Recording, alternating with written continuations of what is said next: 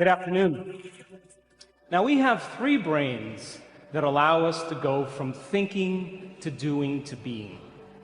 Each brain is its own individual biocomputer with its own anatomy and own circuitry, its own physiology and chemistry.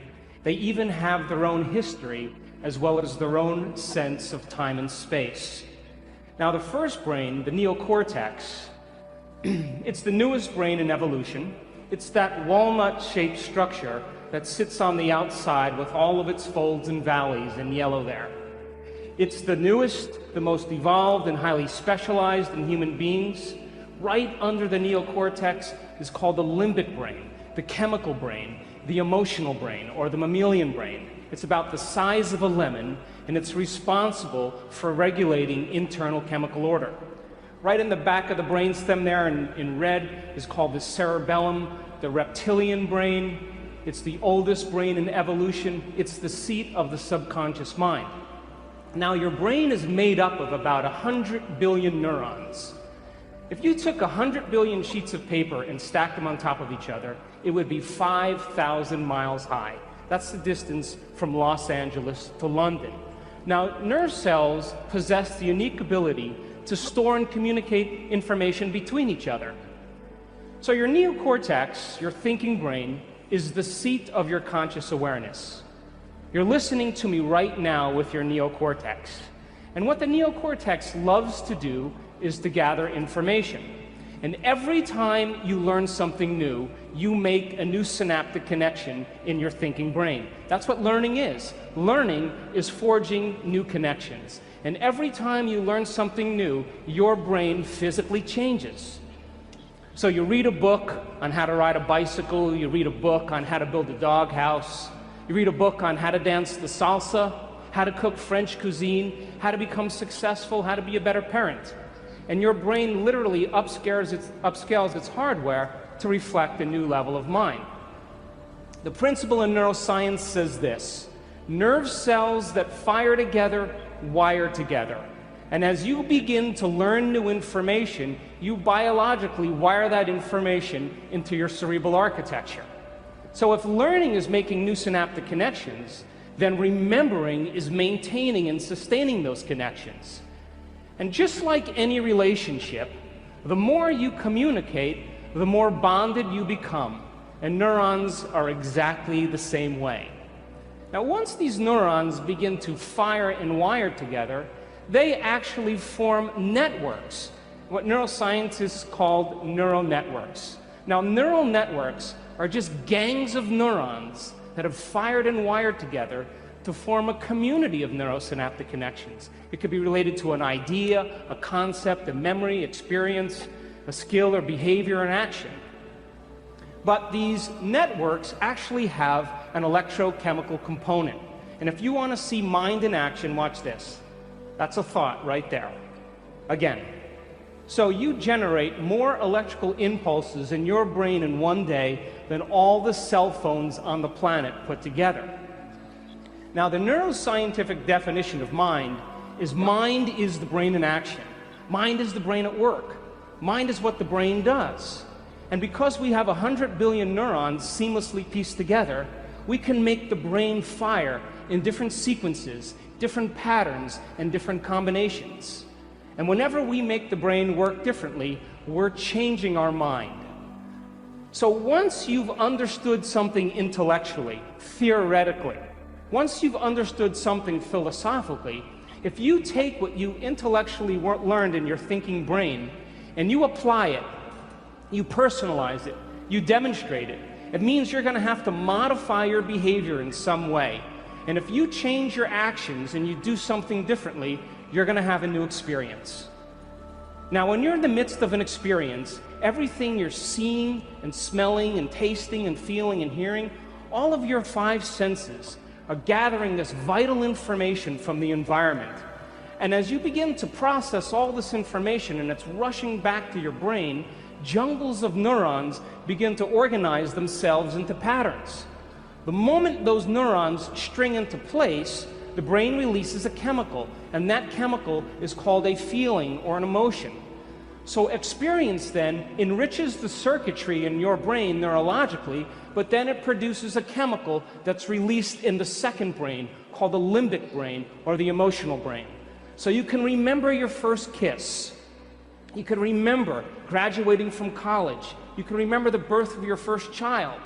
You can remember finishing a marathon. You can remember catching a fish off the coast of Mexico and then taking it home and cooking it and drinking some really good wine that tastes good and feeling the ocean breeze on your face and seeing the sunset. And we could say that you were altered from that experience. The problem is, you can't remember what you had for dinner the night before. That's because routine lulls the brain to sleep. So a great example of this then is most Americans can remember exactly where they were on 9/11. You can tell me who you were with, what time of day it was, and what you were doing. We could say then, when you were in the midst of that moment or that experience, everything you were seeing and hearing changed your internal chemical state. And the moment you felt altered in some way internally, your brain perked up and you paid attention to whoever or whatever caused it. And that event in and of itself is called a memory.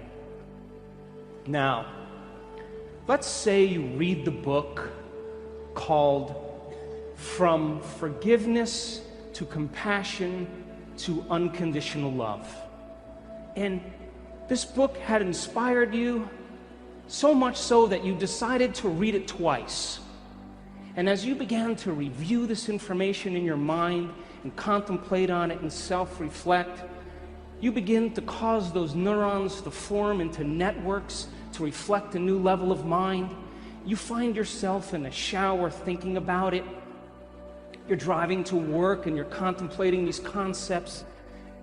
You begin to talk to your friends about what you learn, and you're beginning to develop long-term relationships in those neurons. And all of a sudden you're moving around your office and you're saying, you know, you need to be more compassionate, you know? Wow. And someone else, you say, you need to forgive. Everybody is impressed with your knowledge. They're knocking on your office door and they're asking you to administer to them, and you're resolving everybody's problems. Things are going really well. And all of a sudden, you're driving home from work, and you get a call on your cell phone, and it's your spouse. And your spouse tells you that they forgot to mention in the morning that it's your mother-in-law's birthday. And you pull over on the side of the road and you think, I hate my mother-in-law. She hurt my feelings 10 years ago. She tells the same stories over and over again. And you begin to remember that you had some pretty stressful moments that branded you emotionally from your past with your mother-in-law. Now, stress is when your body's knocked out of homeostasis. Stress is when your body's knocked out of balance. Now, when you see a lion, you begin to turn on a primitive nervous system. But it doesn't even have to be a lion. You could see your mother-in-law, and it produces the same exact effect. Now, let's go one step further. It doesn't even have to be the physical appearance of your mother-in-law. You can begin to think about certain things and auto-suggest, and you can turn on the stress response just by thought alone. Now, your body is your unconscious mind. It does not know the difference between the actual experience in reality that produces the emotion and the emotion that you fabricate by thought alone. To the body, it believes it's in that experience. So the moment the limbic brain begins to make a blend of neuropeptides, it begins to signal the hormonal centers, and you get a rush of energy to prepare you for this event, real or imagined.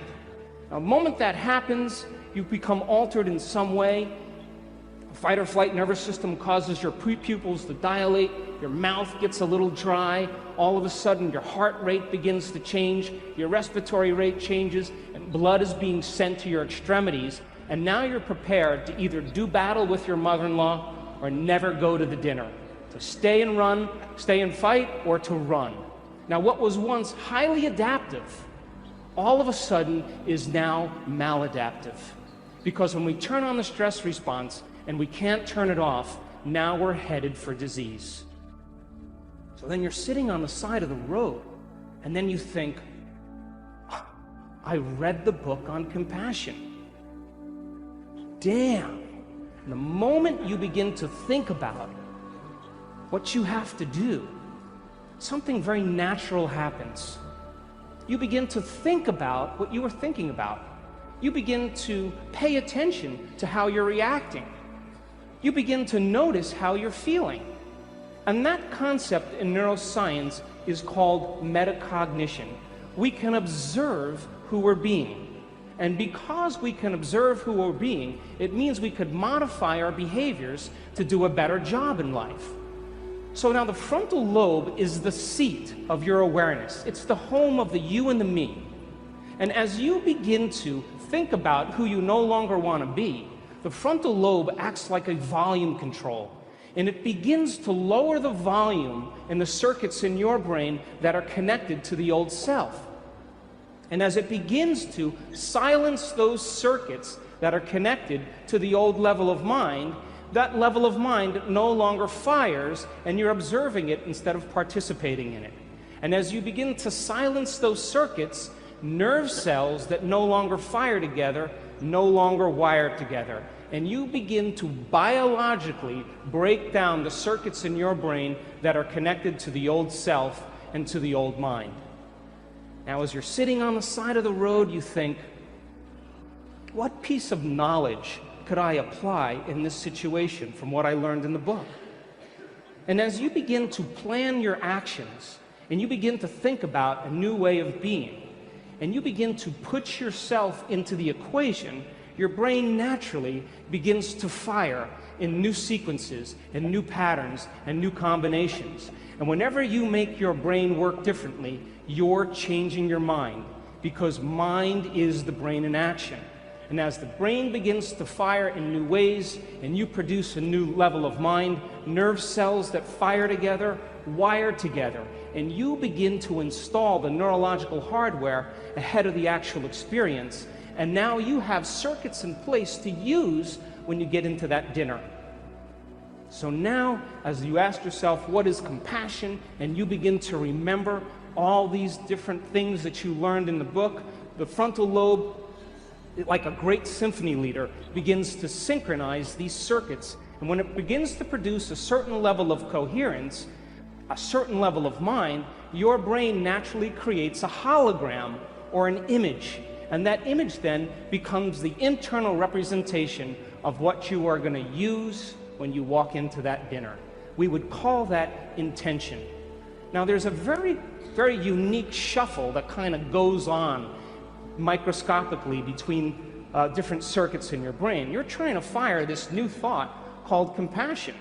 But remember, you fired and wired all these other circuits based on the last 10 years. So as you're beginning to fire this new thought, all these other thoughts are saying, you hate your mother-in-law, you don't want to go to that dinner, why don't you start tomorrow? This isn't a good time to do this. But if you persist with a certain amount of amplitude, and you put your attention behind that thought, sooner or later, that thought will be the strongest and loudest voice in your head. Now, the moment that becomes the loudest voice in your head, the brain has to seal that circuit more permanently. So when the action potential is firing down the neuron from the presynaptic cleft to the postsynaptic cleft, there's a glue that seals the circuit called neural growth factor, and it travels in the opposite direction. But there's only a certain amount of that neural growth factor to go around. So it starts to steal the glue from the neighboring circuits. And when that happens, there goes your memory of your mother-in-law hurting your feelings 10 years ago. There goes the thought that you hate her. There goes the impatience. There goes the intolerance. And the only signal that's traveling to that neuron is called compassion. Now, every place where one neuron connects with another neuron is a memory. When this happens, you begin to biologically and neurologically prune away the old memory of the old self. And this is the science of changing your mind. If you want to see what it looks like in real time, let's try that again. You want to see what it looks like in real time, unhooking from the old self, reconnecting to the new self. This can happen in moments. Now, get back on the road, you make your U-turn, You're heading to the dinner. You're reminding yourself who you no longer want to be, silencing those circuits in the brain. You begin to think about who you do want to be based on the knowledge you've learned, and you're priming your brain ahead of the actual experience. You walk into the dinner and you get your behaviors to match your intentions. You get your actions equal to your thoughts. You get your mind and body working together, and you do exactly what the book says.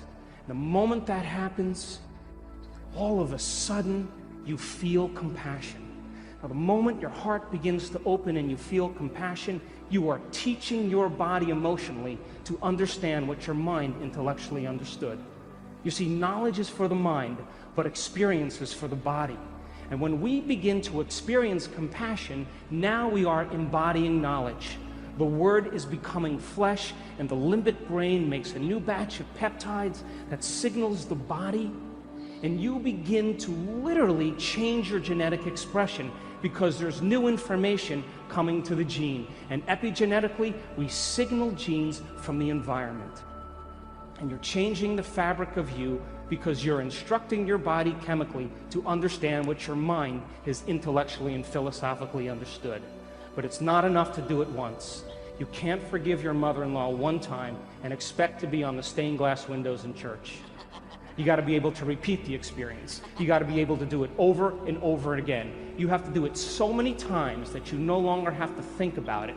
And when you do it over and over again, you neurochemically condition the body to memorize compassion as well as the conscious mind. And when that happens, when the mind and body are working together, or the body knows as well as the mind, you activate that third brain called the cerebellum, the seat of your subconscious mind.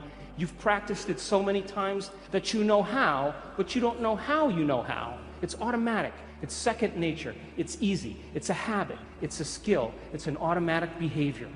And when you get to this level of memorizing an internal chemical order, a level of innate now, it's so innate in you that it's who you are.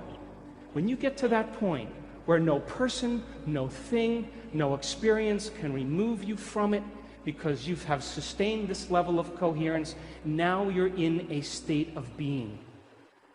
And so the way we transform the world is we transform ourselves. And when we're in that state of being, we give people permission to do the same.